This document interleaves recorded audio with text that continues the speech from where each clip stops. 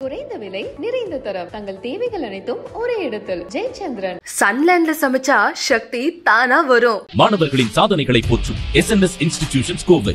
காலையில் கோயிலேருந்து எடுத்துன்னு வரீங்களா, ஈவினிங் வரைக்கும் வச்சுட்டு அதுக்கப்புறம் ஏதாவது சின்னதாக ஒரு முடிச்சு போட்டு ஓடுற தண்ணி எங்கே இருக்க பார்த்து, துளசி மாலையை அவ்வளோ பெரிய மாலையை வீட்டில் எடுத்து செய்ய முடியாது, எவ்வளோ பேர் சாப்பிட முடியும்? இப்போது அதே சன்னிதானத்தில் வச்சிட்டிங்கன்னா வர பக்தர்கள் கொஞ்சம் கொஞ்சமாக அந்த துளசியை பறிச்சுட்டு போய் சாப்பிட்றதுக்கான ஒரு வாய்ப்பாக உருவாகும். இன்னும் நிறைய பேர் செய்கிற தவறு என்ன தெரியுங்களா, ஒவ்வொரு சாமி கோயிலுக்கு போகும்போதும் அங்கே ஒரு படத்தை வாங்கிட்டு வருவாங்க. பிள்ளையார், முருகர், மகாலட்சுமி இருப்பாங்க, ஒரு 6 பேர் அதிகபட்சம் இருப்பாங்க. அந்த ஒரு படம் நேதையாக இருந்தது, எந்த சிக்கலுமே இல்லை, மக்களுக்கு அப்படி இல்லை. நிறைய பேர் வீட்டில் நான் பார்க்குறேன் குலசாமி படம் இல்லை, அது மிகப்பெரிய தவறு. மாலை வேலையில் கண்டிப்பாக ஒரு காமாட்சி அம்மன் விளக்குல ஏற்றணும். அப்படி இல்லை என்றால் மண் விளக்கில் அகல் விளக்கில் ஏற்றணும். இரும்பு விளக்குலையோ மற்ற விதத்திலாம் வீட்டில் பயன்படுத்தக்கூடாது. ஒன்று சிலையை வச்சிங்கன்னா அது நெய்வேத்தியம்னு சொல்லிட்டு அவசியம் செய்யணும். நெய்வேத்தியம் இல்லாமல் சிலையை வீட்டில் இருந்து வச்சு நானும் பண்ணுவேன் பூஜைன்னு சொல்லிட்டு நீங்கள் ஒரு நாள் விஷயத்தை மட்டும் பண்ணக்கூடாது. சனீஸ்வரப்ப நம்ம உடம்புக்குள்ள என்ன வேலை செய்கிறாருன்னா முகப்போலவே முதல்ல குறைச்சிடுவார். உங்கள் கையால் கொஞ்சம் உடைச்சி அந்த ஒரு கற்பூரத்தை வச்சு வணங்குங்க. 3 சுற்று தான் எப்பவுமே, இப்படி 3 சுற்று, இப்படி 3 சுற்று, இப்படி. இதுதான் வழக்கம், இதுதான் முறை. ஃப்ரெஷ்ஷாக தண்ணி வச்சுட்டு அந்த தண்ணியை பயன்படுத்துங்க. தண்ணீர் இல்லாமல் தயவு செஞ்சு பூஜையை செய்யாது. ஐயா, இப்போ நம்ம மக்களுக்கு நிறைய குழப்பங்கள் இருக்கு ஐயா. நம்மளுக்கு பூஜை பண்ணா நம்மளோட மனசு திருப்தி ஆகும் அப்படின்னு சொல்லிட்டு நினைப்பாங்க. ஆனா பூஜை பண்ணும்போது நம்ம இதுக்கு சரியா பண்றோமா இல்ல தப்பா பண்றோமா அப்படின்னு சொல்லிட்டு ஒரு புரிதல் இல்லாம பண்ணிட்டு இருக்காங்க. பூஜை பண்றோம், பூஜை பண்ணிட்ட பிறகு அந்த பூக்கள் எல்லாமே வாடினதுமே அது உடனே எடுக்காம அது கொஞ்ச நாள் கழிச்சு எடுக்கலாம் அப்படின்னு சொல்றாங்க. அந்த மாதிரி பண்ணலாமா இல்லை எப்படி ஐயா? இல்லைம்மா, வாடாமல் இருக்கணும் மேக்சிமம்.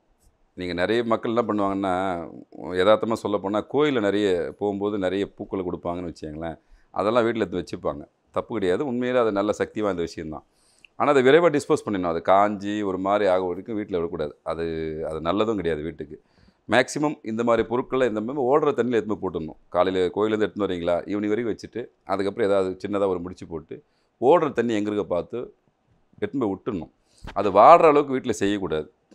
ஏன்னா அது இறைவனுடைய அருட்பிரசாதம். ஒன்று, நமக்கு மனசுன்றது ஒரு விஷயம் நம்மளுக்கு சரியாக இருக்காது. அது வாட வாட உண்மையிலே வேறு ஏதாவது ஒரு பிரச்சனை, வேறு ஏதாவது கிரக ரீதியாக நம்மளுக்கு ஏதாவது கோளாறு இருக்கும், பிரச்சனை இருந்திருக்கும்.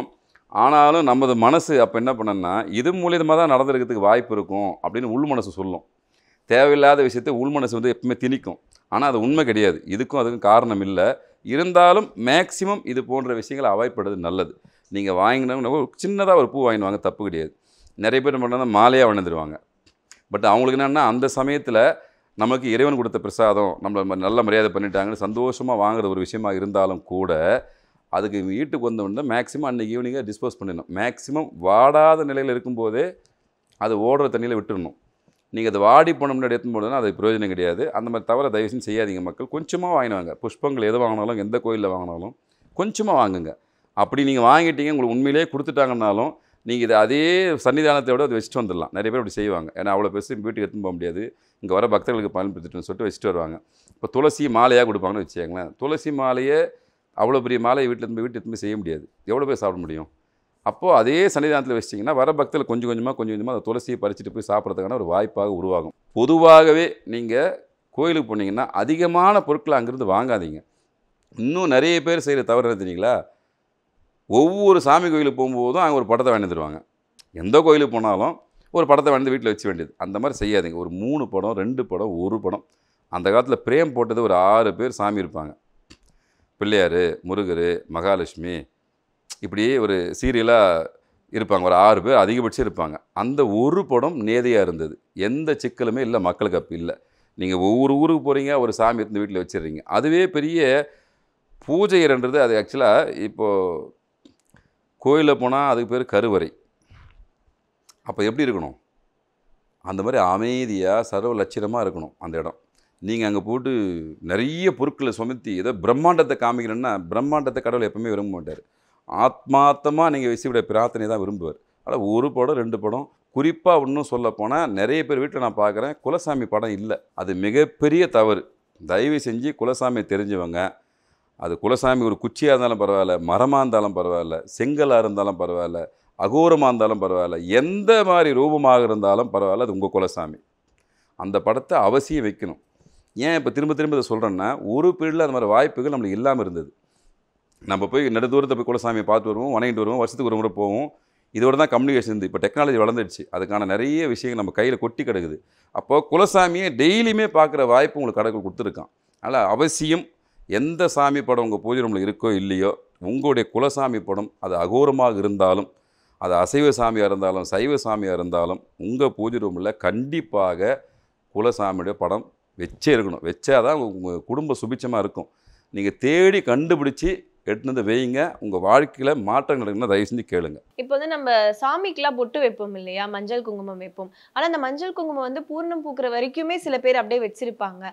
ஸோ அது எதனால் அப்படி ஏற்படுது? அந்த குங்கத்தோட அந்த டைம் அவ்வளோதானா, இல்லை அதனால எதாவது அபசகுணங்கள் அதனால தான் இப்படி? இல்லை, அபசகுணம்னு சொல்ல முடியாது. என்ன விஷயங்கன்னா, அப்போ கொஞ்சம் மேக்ஸிமம் ஒரிஜினலாக கிடைக்கும்போது அந்த நீண்ட நாட்கள் இருந்த தன்மை இருந்தது. இப்போ எல்லாமே கெமிக்கலைஸ் ஆகிடுச்சு. மேக்ஸிமம் அந்த மாதிரி தவிர்த்துருங்க. சின்னதாக வைங்க, ஒரு பொட்டு, ஒரு மஞ்சள் ஒரு குங்குமம் போதும். அதான் சொல்கிறது, சிஸ்டமேட்டிக்காக பண்ணணும். எதை செஞ்சாலும் காலை மாலை கண்டிப்பாக விளக்கேற்றணும்.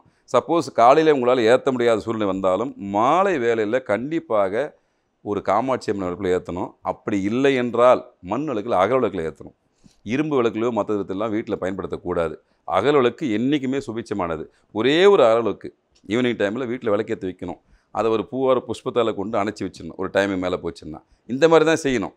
நீங்கள் விளக்கேற்றுன்றது ரொம்ப முக்கியமான விஷயம். பொட்டும் சின்னதாக வைங்க போதும். நிறைய வச்சுட்டு அது கீழே வந்து காலில் மற்றவங்க மெரிக்கும் போது நம்மளுக்கு மனசு சங்கடமாகிடும். அதனால் பிரம்மாண்டத்தை மேக்ஸிமம் அதிகமாக வீட்டில் காமிக்காதீங்க. சின்னதாக இருந்தாலும் சக்தி ஒரே சக்தி தான். நீங்கள் பெருசாக பொட்டு வச்ச சாமி பெரிய சாமி உள்ளே வந்துடுவார், சின்னதாக வச்சு வரமாட்டாரெலாம் நிறைய விஷயம் இருக்கக்கூடாது. ஏன் அந்த காலத்தில் வந்து மரத்தால் ஆன நிலை வச்சுருப்பாங்க. அதில் மஞ்சள் குங்குமத்தும் ஃபுல்லாக பூசுவாங்க. அது ஒரு பேரில் இருந்தது. இப்போயும் கிராமப்புற பகுதியில் உண்டு. நகர வாழ்க்கையில் அந்த மாதிரி வாய்ப்புகள் நிறைய பேருக்கு கிடைக்கிறதில்ல. நம்ம ஃப்ளாட்டில் இருக்கிறோம், வேறு என்ன எங்கேயாங்க இருப்போம், சின்ன சின்ன அறைகளாக இருக்கும். அங்கே நம்ம நினச்ச மாதிரி ஒரு சில விஷயத்த செய்ய முடியாது. அப்போது நீங்கள் தேவைகளை குறைச்சிட்டு சுவாமி படங்களை மேக்ஸிமம் முடிஞ்ச அளவுக்கு குறைச்சிருங்க. நீங்கள் பரிபூர்ணமாக நீங்கள் சிஸ்டமேட்டிக்காக உண்மையிலே என்னால் செய்ய முடியும், ஆத்மார்த்தமாக செய்ய முடியும், கோயிலில் செய்கிற அளவுக்கு அது பாதியாவது என்னால் செய்ய முடியும்னு முடிவு எடுத்திங்கன்னா, அதுக்கான உங்களுக்கு சூழல் இருந்துச்சுன்னா தாராளமாக நீங்கள் வச்சு படைங்க, தப்பு இல்லை. நம்ம அவசர உலகத்தில் வாழ்கிறோம். குடும்பத்தில் 3 பேர் இருப்பாங்க, 4 பேர் இருப்பாங்க, ஒவ்வொருத்தரும் வேலையாக போவாங்க. வருவனும் போது படங்களை ரொம்ப தயவு செஞ்சு கம்மி பண்ணிவிடுங்க. ஒரு 3 படங்கள் அதிகபட்ச படம் இருந்தாவே போதும். அவசியம் எப்போவுமே ஒரு பிரார்த்தனை உண்டின்றது எப்போவுமே இருக்கணும். எந்த விஷயமா இருந்தாலும் குலசாமிக்கு ஒரு பிரார்த்தனை உண்டியல் அப்படின்ற ஒரு விஷயமும், பூஜை ரூமில் ஒரு கண்ணாடின்ற விஷயமும் அவசியம் இருக்கணும். எந்த தேவையாக இருந்தாலும் முதல்ல நீங்கள் ஒரு குலசாமிக்கு என்ன பண்ணணும், அந்த தேவையை ஒட்டி ஒரு காணிக்கை முடிச்சு போட்டு பூஜை ரூமில் தான் வைக்கணும். அது ரொம்ப அவசியமான விஷயம். அது எந்த குடும்ப தேவை எதுவாக இருந்தாலும் அந்த இடத்துல காணிக்கை முடிச்சு போட்டு வைக்கும்போது தான் செயல்பாட்டுக்கு வரும். அதனால் சுருக்கமாக எந்த விஷயமே செய்யுங்க. ஆடம்பரமாக கடவுளை உண்மையிலே விரும்ப மாட்டார். சின்ன சின்னதாக செய்யுங்க. அந்த மாதிரி வரும்போது என்ன ஆகும்னா, மனசுக்குள்ளே உண்மையிலே அது ஒரு அபசகனமாக மாறிடும். சப்போஸ் அந்த சமயத்தில் பல்லியோ மற்றதோ ஏதாவது ஒரு சமிக்கை கொடுத்தா அது உண்மையிலே நம்மளுக்கு அபசகுணம். வேறு ஏதோ ஒரு இண்டிகேஷன் வீட்டுக்குள்ளே ஒரு நடக்க போதுன்றதை காமிக்கிறதுக்காக தான் இது போன்ற சின்ன சின்ன விஷயங்களை இறைவன் காமிப்பார். சகுனங்கிறது ரொம்ப ரொம்ப முக்கியமான விஷயம். அந்த காலத்தில் எல்லாத்துக்குமே சகுனம் பார்த்து தான் செய்வாங்க. சகுனம் பார்க்காத ஒரு சில விஷயம் நடக்கலைன்னா அது அன்றைக்கி அந்த விஷயத்தை தவிர்த்துட்டு மறுநாள் தான் போவாங்க. ஆனால் இந்த பொட்டு வைக்கிற விஷயத்துலேயே அதே மாதிரி தான். இப்போ கண்ணாடி நிறைய இடத்துல இருக்குது. அது அழுத்தமாக கொடுக்கும்போது கொஞ்சம் தான் நிற்கும், அதுக்கப்புறம் கீழே விழுந்துடும். ஆனால் சின்ன பொட்டாக வைங்க. சின்ன பொட்டாக வைக்கும்போது மனசு நிறைவாக இருக்கும். மேக்ஸிமம் கால் படாத இடத்துல இருக்கணும். மேக்ஸிமம் நிறைய இடத்துல மேலே நிலை மேலெல்லாம் வச்சுட்டு கீழே சிந்துற மாதிரிலாம் வைக்கிறாங்க. ஏன்னா அது மகாலட்சுமி உங்களை தேடி எல்லா நிலையிலையும் அஷ்டதிக்கு பாலகன்னு சொல்லுவாங்க. எல்லா இடத்துலையும் தேவதைகள் வசிப்பாங்க. நம்மளை கண்ணுக்கு தெரியாமல் தேவதைகள் ஒவ்வொருத்தில் இருப்பாங்க. நம்ம செய்யக்கூடிய விஷயங்கள் எல்லாமே உன்னிப்பாக பார்த்து நிற்பாங்க. அவங்கள அவமதிக்கிற மாதிரி எந்த விஷயம் நம்ம செய்யக்கூடாது. அதே மாதிரி இந்த சிலை வழிபாடு நிறைய வீட்டில் வச்சுருக்காங்க. ஒன்று சிலையை வச்சிங்கன்னா அது நெய்வேத்தியம்னு சொல்லிட்டு அவசியம் செய்யணும். நெய்வேத்தியம் இல்லாமல் சிலையை வீட்டில் இருந்து வச்சு நானும் எனக்கு இந்த ஊரில் கொடுத்தாங்க சிலை, அந்த ஊரில் கொடுத்தாங்க, நான் ஆசைக்கு வாங்கிட்டேன், நானும் பண்ணுவேன் பூஜைன்னு சொல்லிட்டு நீங்கள் ஒரு நாள் விஷயத்தை மட்டும் பண்ணக்கூடாது. சிலை அதனால தான் கோயிலை உருவாக்கி வச்சான். உங்களால் ஒரு சில விஷயத்தை இங்கே செய்ய முடியாதுன்னு சொல்லிட்டு தான் 3 கால பூஜை 6 கால பூஜைன்னு சொல்லிட்டு இறைவன் கோயிலை உருவாக்கி வச்சதுக்கு காரணமே அங்கே சிஸ்டமேட்டிக்காக அந்த விஷயத்தை ஃபாலோ பண்ணுவாங்க, ஆகம விதிப்படி செய்வாங்க. ஆனால் வீட்டில் உங்களால் ஆகம விதிப்படி செய்ய முடியறதுக்கு வாய்ப்புகள் இன்றைய காலத்தில் குறைவு. வாய்ப்பு இருந்து மேக்ஸிமம் தவிர்த்துருங்க. சிலையை வாங்கி விற்கிற விஷயத்தை தவிர்த்துருங்க.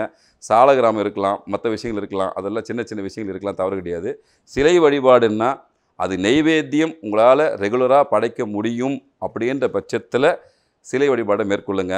அப்படி இல்லைன்னா தாராளமாக எத்தனை போய் கோயிலில் கொடுத்துருங்க அந்த சிலையை. இல்லை ஓடுற தண்ணியிலையோ கடற்கரையிலையோ ஆற்றிலையோ அந்த சிலை ஏற்கனவே வச்சுருந்தீங்கன்னா எத்தனை போய்ட்டு தெய்வத்திட்ட மன்னிப்பு கேட்டுட்டு விட்டு வந்திருக்கு, எந்த தவறும் கிடையாது. இப்போ குங்குமம் வந்து கீழே விழுந்தா அபசகுணம் அப்படின்னு சொல்றாங்க. இப்போ ஒரு கல்யாணான பொண்ணுக்கு குங்குமம் வந்து கீழே விழுந்தா கணவருக்கு வந்து எதனா பாதிப்பு ஏற்படும் அப்படின்னு சொல்றாங்க. இதெல்லாம் உண்மையா? இல்லை உண்மைன்னு இல்லைம்மா. இதில் வந்து நம்ம கிரக நிலை கோச்சாரத்தில் ஒரு சில நிலைகள் காமிக்கும் நம்மளுக்கு. அதை நேரடியாக நம்மளுக்கு அது தெரிவிக்குதோ இல்லையா, இந்த மாதிரி சிறு சிறு சகுனங்கள் மூலியமாக தான் நம்மளுக்கு தெரிவிக்கும். ஒரு சின்னதாக அடிபடுறதோ, இப்போ ஒன்றும் இல்லை. ஃபார் எக்ஸாம்பிள், இப்போது சனீஸ்வர பகவான் ஒருத்தருக்கு உள்ளே வந்துட்டாருன்னு வச்சுங்க ஜாதக ரீதியாக, அவர் இயல்பாக என்ன பண்ணுவார்னா, முதல்ல உங்களுடைய உடலினுடைய நல்ல தன்மையை கொஞ்சம் சுருக்கிடுவார். நீங்கள் ரொம்ப பளிச்சுன்னு இருக்குன்னு வச்சிங்களேன், கருமையான தன்மையை அந்த முகப்பொலிவை முதல்ல குறைச்சிடுவார். சனீஸ்வரப்ப நம்ம உடம்புக்குள்ளே எனக்கு வேலை செய்கிறாருன்னா முகப்பொலிவை முதல்ல குறைச்சிடுவார். அவருடைய இயல்பு. காலில் அடிப்படை வைப்பார், அவருடைய இயல்பு. காக்கா வந்து தன்னால் வந்து எச்சில் போட்டு போகும், அது இயல்பு. இது எல்லாமே உங்களுக்குள்ள சனீஸ்வர பகவான் ரன் ஆகிறான்னு சொல்லிட்டு விஷயம். நேற்று வரைக்கும் ஒரு 6 மாதம் முன்னாடி வரைக்கும் அந்த தாடி வைக்காமல் இருந்திருப்பார், ஃப்ரெஷ்ஷாக இருந்திருப்பார், அட்டகாசமாக இருந்திருப்பார். திடீர்னு அவர் தாடி வைப்பார் காரணமே இல்லாமல். அப்போது கேது பகவான் அங்கே ஆக்டிவேட்டான அர்த்தம். இந்த மாதிரி சகுனங்கள் எல்லாத்தையுமே காமிக்கும் வீட்டில்.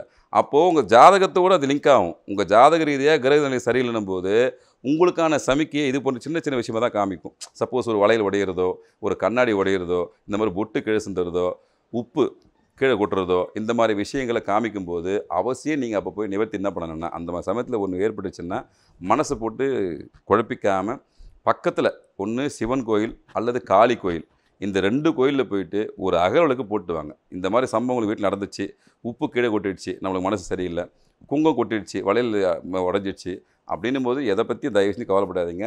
உங்கள் குலசாமியை வேண்டுங்க, வேண்டிட்டு சிவன் கோயில் அல்லது காளி கோயிலில் போயிட்டு ஒரே ஒரு அகவலுக்கு போட்டு மனசார ஒரு சில விஷயம் நினச்சி வந்தீங்கன்னா அந்த விஷயங்கள் மேக்சிமம் அகன்று போயிடும். அதுக்கான விடைகள் ஏன் நடந்துச்சுன்ற விஷயமும் உங்களுக்கு மெல்ல மெல்ல தெரிய ஆரம்பிக்கும்.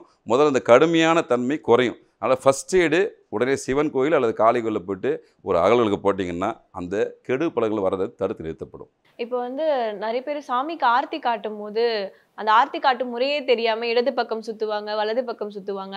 ஆனா ப்ரொசீஜரா அதுக்கான ஒரு தீர்வு என்னது ஐயா? மேக்சிமமாக இந்த நிறைய பேர் பார்க்குறோம், எடுத்து இப்படி சுற்றுவாங்க இப்படி சுற்றுவாங்க. தயவு செஞ்சு அந்த முறை தெரியலன்னா நீங்கள் அமைதியாக வச்சுட்டு 2 பேருக்கு இப்படி வழிபட்டுருங்க போதும். இன்னொன்று, அந்த காலத்தில் பார்த்தீங்கன்னா கற்பூரம் கட்டியாக தான் வரும். வீட்டில் எல்லாருமே கட்டியாக தான் வச்சு நிற்பாங்க. நம்ம ஒரு துண்டை வடிப்போம், ஒரு முறை வச்சு படைச்சிட்டு எல்லாருமே பண்ணுவோம். இன்றைக்கி ஃபேஷனாக கற்பூரம் வந்துடுச்சு. 3 பில்லு வைக்கிறதா, 4 பில்லு வைக்கிறதா, 6 வைக்கிறதா, இதுலேயும் மக்கள் குழப்பம். 2 வச்சு அது ஆகிடுமா, 6 வச்சு அது ஆகிடுமான்னு சொல்லுவோம். தயவு செஞ்சு நினைக்காதீங்க. கற்பூரம் எப்போவுமே பில்லையாக பெருசாக வாங்குங்க, கட்டியாக வாங்க. இன்றைக்கி கட்டியாக கிடைக்குது. உங்கள் கையால் கொஞ்சம் உடைச்சி அந்த ஒரு கற்பூரம் வச்சு வணங்குங்க. 3 சுற்று தான் எப்போவுமே. இப்படி 3 சுற்று, இப்படி 3 சுற்று, இப்படி. இதுதான் வழக்கம், இதுதான் முறை. அப்படி உங்களுக்கு செய்ய தெரியலையா, எதுவுமே பண்ண தேவையில்லை. அமைதியாக கீழே வச்சுட்டு நீங்கள் அப்படியே ஒரு தண்ணி மட்டும் வச்சு, எந்த பூஜையாக இருந்தாலும் வீட்டில் செய்யக்கூடிய எந்த பூஜை முறையாக இருந்தாலும் தண்ணீர் அவசியம் வைக்கணும். தண்ணீர் இல்லாமல் பூஜை செய்யக்கூடாது. வெத்தலை பாக்கு இல்லாமல் பூஜை செய்யக்கூடாது. தண்ணீருக்கு அவ்வளோ மகத்துவம். இந்த பூஜை செய்கிற தண்ணியை இன்றைக்கி காலையில் பூஜை பண்ணுறீங்க, கடவுளை பண்ணுறீங்க, எல்லாம் முடிஞ்சு போச்சுன்னா அன்றைய மாலையே அந்த தண்ணியை வீடு முழுக்க தெளிங்க. துஷ்ட சக்திகள் எதுவாக இருந்தாலும் விலகி போயிடும். அந்த தண்ணிக்கு அவ்வளோ பவர் உண்டு. அன்றைய வைக்கிற தண்ணி அன்றைக்கே முடிச்சிடுங்க.